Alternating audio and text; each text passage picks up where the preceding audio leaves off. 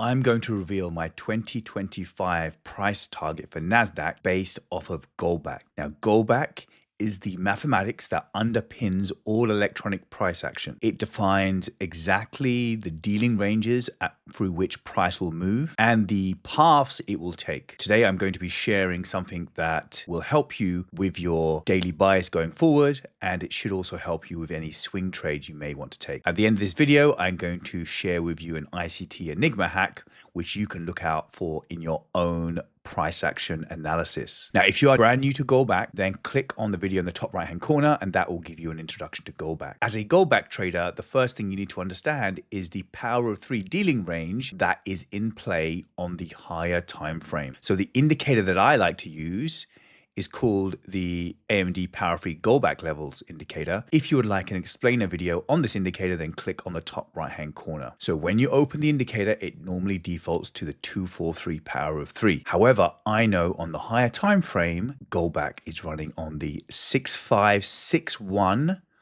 for NASDAQ, which is US 100. Okay, but you have to understand that there is a relationship between the dealing range and the time frame at which the candles will be respecting the PD arrays. So as a refresher, Goldbach tells you what the low, high, and equilibrium of the dealing range is, as well as where the price discount arrays will form. So the rejection block will form here, the order block, the fair value gap, liquidity void, breaker, equilibrium, and so forth until you get to the high of the dealing range. Now, currently, based off of NASDAQ's volatility, it is running on the 6561 on the daily time frame. Once you understand this, things start to make sense. Now, it's critical for you to understand algorithm 2. And if you would like an explainer of algo 2, then have a look in the top right-hand corner of this video. But algo 2 essentially says when the macro is running, price will run from the low. It will pump to essentially a swing point. That's normally the breaker, but I'm flexible with that, so I call it X. It then retraces to the fair value gap partition level before terminating at the opposing order block. Now, what Goldbach tells you are the correct PD arrays. So let's have a look. So Goldbach says that the order block should form in the order block GB level. What do we have here? There is your order block. Okay, we have a daily order block in the order block GB level. We then have a fair value gap in the fair value gap GB level. See how it aligns. It doesn't have to be perfect. If it was perfect, then price action would look too easy to decipher. Okay, there's your daily fair value gap. We also had a market structure break. This is known as the unicorn model. Algo 2 goes from the low to a high point, usually the breaker, but I don't mind, and it retraces to the fair value gap GB level. And this is where we entered the fair value gap GB level.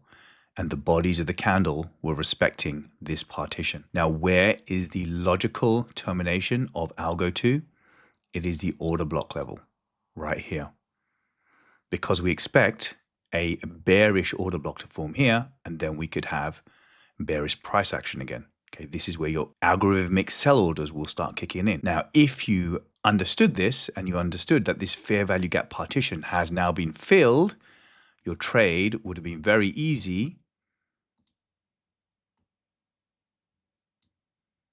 Like this. Okay.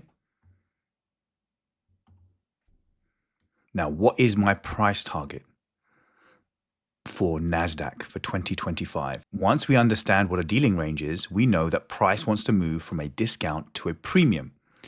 In the discount level, buys occur. So we had our accumulation, we had the market structure break, we filled the fair value gap, and we've taken off. Where would be the first opportunity to sell? In a premium.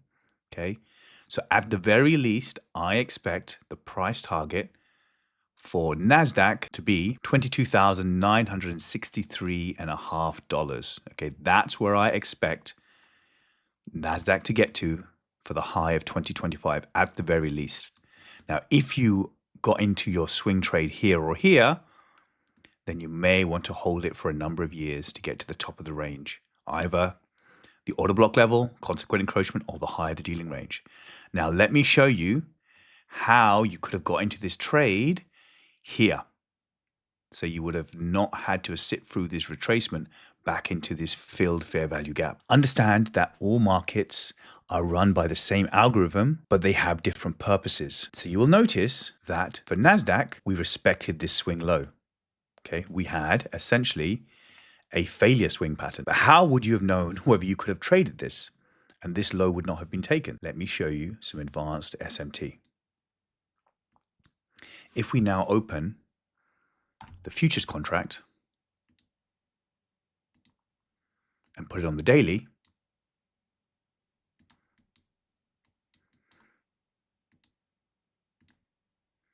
and just to show you these are the same levels, you'll see that the futures contract swept the liquidity. Okay, this is known as SMT. We made a higher low on the spot contract and we made a lower low on the futures contract. Okay, this is one of the telltale signs of reversal points. So when you start combining these 10 telltale signs with Goldbach, you have high probability trades. Okay, so as soon as we had a sweep here, you could have entered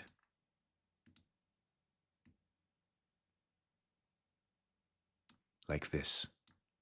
And then when it comes back to Goldbach, you could hold it for 2025 for an 8R trade. If you would like to learn how I trade time and price using my golden bullet strategy, which works for index futures, forex, crypto, energies and metals, there's a link to my mentorship below.